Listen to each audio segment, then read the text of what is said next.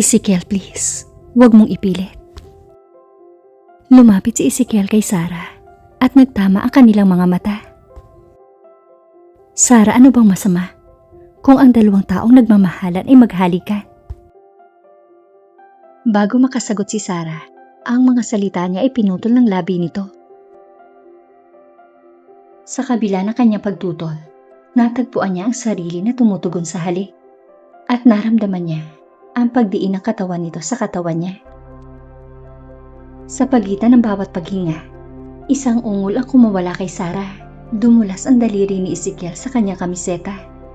At nang tumama ang realisasyon, mabilis siyang kumawala. Iniwas ni Sarah ang kanyang tingin. Hindi niya kayang salubungin ang mga mata nito. Ezekiel, hindi natin dapat ginawa ito. Sabihin mo sa akin na hindi ka nag-enjoy. And I promise never to kiss you again. Napalunok ng mariin si Sarah. Mangyaring pag-isipang mabuti, Sarah. Magsasama tayo ng 1 linggo. Kaya sigurado ka ba na yun ang gusto mo? Natatakot si Ezekiel na pigilan siya nito sa pagnanakaw ng maikling madamdaming sandali. Kaya pinigilan niya itong sumagot. Anticipating Sarah's rejection, mabilis niyang idinagdag na, may gagawin pa ako. Hayaan mo muna akong ihatid ka sa set. Makalipas ang ilang sandali, bumaba si Ezekiel sa kotse. Umikot at pinagbuksan si Sarah ng pinto. Nang makarating sa set, naunang maglakad si Sarah at lumingon para makita si Ezekiel na naglalakad palayo. Parang may kung anong namatay sa loob niya nang tanungin niya ito. Aalis ka na ba? Tumigil si Ezekiel at humarap kay Sarah. Nang makita niya ang pag-aalala sa ekspresyon nito, naglakad siya pabalik dito. Kitang-kita niya ang pinaghalong takot at pag-aalala sa mga mata nito. Hindi ako aalis. I just need to inform Madison to handle a few things for me. Nagpatuloy si Ezekiel sa pagsasalita sa malumanay na tono, na hindi alam kung paano nakikita ng mga manonood ang kanilang ugnayan. Mukha silang ibon na nagmamahala. Lumipas ang 1 linggo at kinunan si Sarah sa kanyang huling eksena. Ito ay isang malungkot na shoot at ang shoot ay hindi masyadong mahaba. Nang matapos ang shoot, tumakbo si Sarah papunta kay Ezekiel. Nakasanayan na ng lahat ng production team na makita silang magkasama at alam nilang kasal ito noon. Ngunit nananatili ang tanong kung magkakabalikan ba ang dalawa. Sa hitsura ng mga bagay-bagay at kung paano madaling nagkasundo sina Sarah at Ezekiel, karamihan sa production ay kumbinsido na ang dating mag-asawa ay magkakabalikan. Pagkatapos ng lahat, umalis si Sarah kasama sina Ezekiel, Luke at Casey. Pagdating sa lupain ng Pilipinas, nagpa siya si Sarah na bisitahin ang ilan sa kanyang mga tindahan ng damit. At habang papunta doon, naabutan nila ang pinakabagong balita.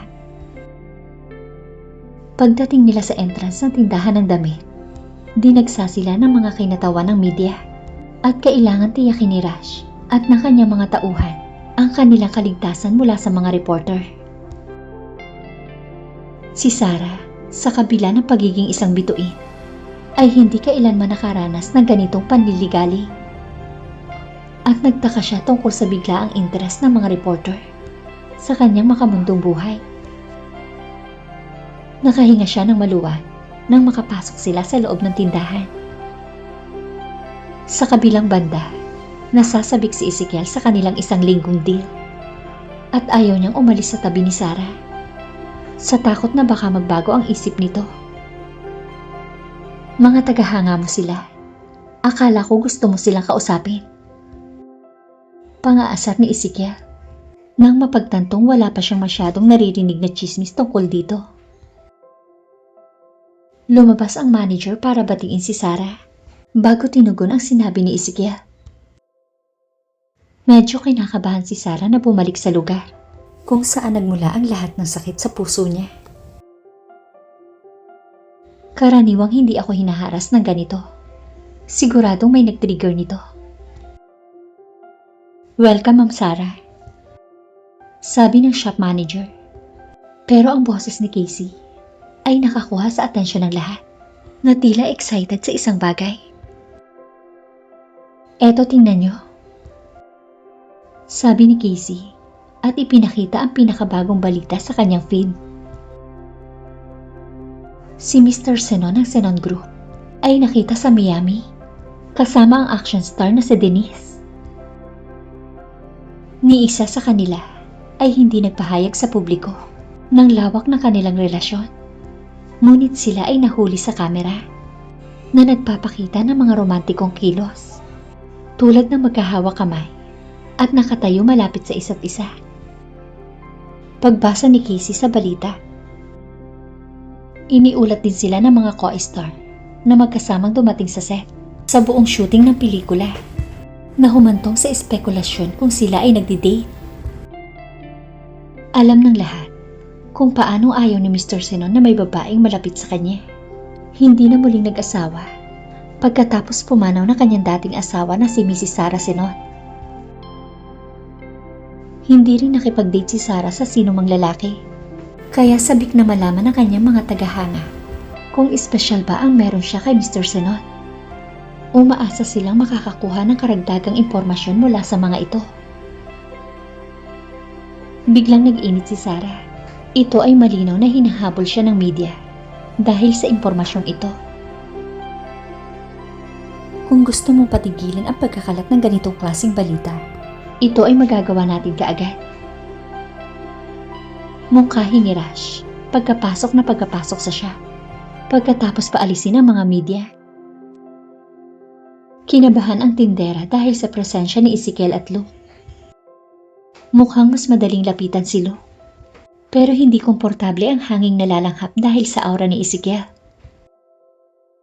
Alam ni Sarah kung paano pinapahalagahan ni Ezekiel ang mababa nitong profile at kakaibang nabulabog nang nahuli ito sa isang iskandalo. Naalala niya ang nangyari 6 na taon na ang nakalipas, na ang kanilang mga mukha ay nakaplaster sa buong balita. Isang bagay na kinasusuklaman ni Ezekiel. Pinakasalan siya nito noon para mapawi ang mga chismis.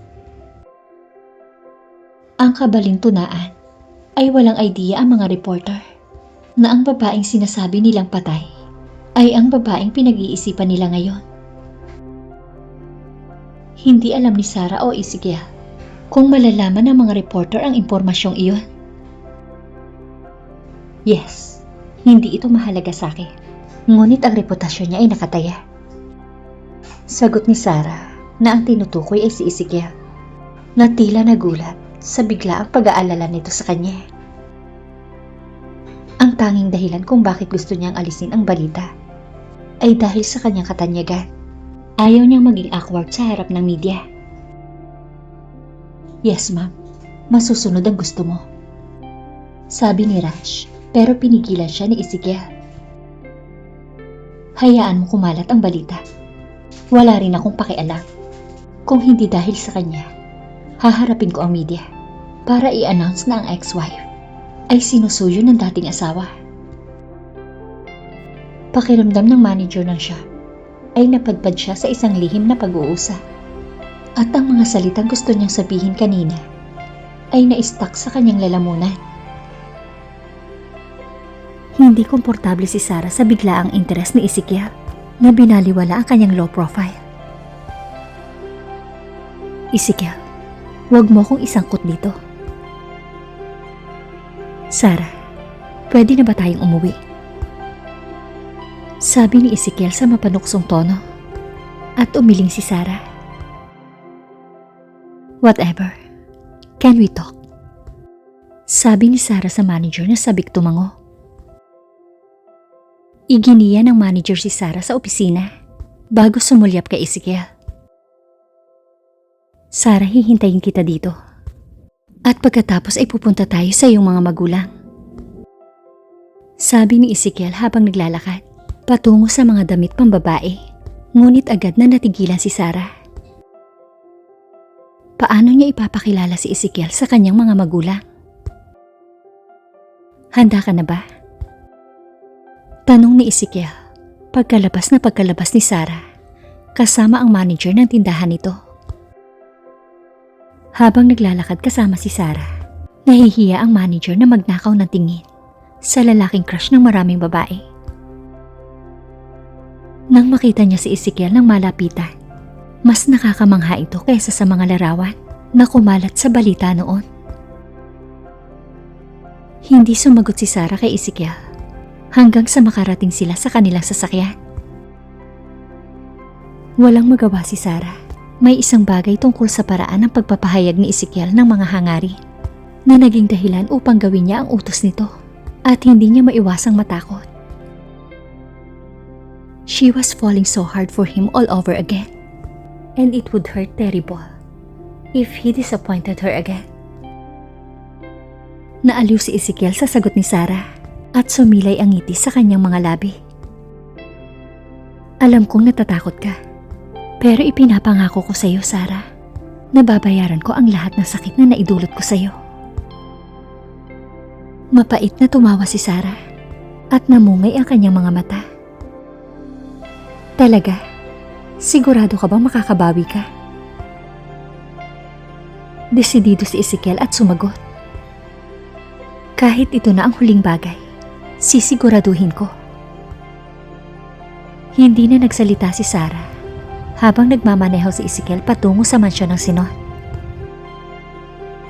Ang mga kalye patungo sa Sinon ay isang paalala ng nakaraan at ng oras na huminto si Ezekiel, nakaramdam ng panginginig si Sarah at natatakot na lumabas ng kotse. Dapat ba nating gawin ito? Maaari tayong mag-stay sa aking lugar. Pilit na ngumiti si Ezekiel. Sarah, kung magpapalipas ka ng gabi at hindi mo nagustuhan, lilipat tayo bukas sa pwesto mo. Nagustuhan ni Sarah ang idea at humakbang palabas ng kotse. Ngunit binuhat siya ni Ezekiel sa isang bridal style. Nagsimula siyang kumawag-kawag. Ezekiel, ibaba mo ako. Hindi. Ganito kita dadalhin sa lahat ng natitirang araw ng ating buhay. Naramdaman ni Sarah ang tibok ng puso ni Ezekiel at namula ang pisngi niya sa kanyang narinig. Mag-ingat ka sa mga sinasabi mo, Ezekiel. Alam ni Ezekiel na hindi ito naniniwala sa kanya at kahit hindi siya ang pinakaromantikong tao sa mundo, gagawin niya ang lahat para makabawi dito.